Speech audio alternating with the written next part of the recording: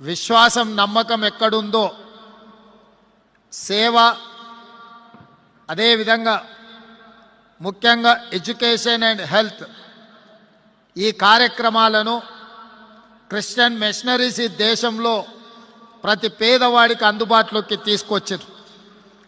ఈరోజు ఈ దేశంలో ఈ రాష్ట్రంలో అక్షరాస్యత పెరిగింది. ఈరోజు ఈ రాష్ట్రంలో విద్యను అందిస్తున్నది ఎవరు అని ఒకవేళ మనం ప్రశ్నించుకుంటే అవి క్రిస్టియన్ మిషనరీస్ అని చెప్పి నేను ముఖ్యమంత్రిగా అధికారికంగా ఈ వేదిక మీద నుంచి నేను చెప్పదలుచుకున్నా.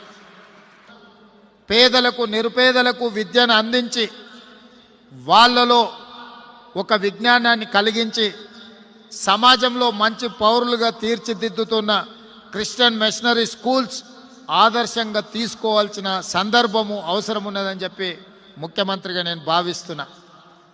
అదేవిధంగా వైద్యంలో కూడా ఈరోజు కార్పొరేట్ హాస్పిటల్స్ ప్రజల్ని దోసుకుంటున్నారని హాస్పిటల్కి వెళ్ళి వైద్యం చేయించుకున్న తర్వాత కుదుటపడ్డది అనుకున్న సందర్భంలో బిల్లులు చూసి గుండెలాగి చనిపోతున్న సందర్భంలో ఈరోజు క్రిస్టియన్ మిషనరీస్ నిర్వహిస్తున్న వైద్య ఆసుపత్రులు కూడా ఈరోజు అద్భుతంగా పనిచేస్తున్నాయి.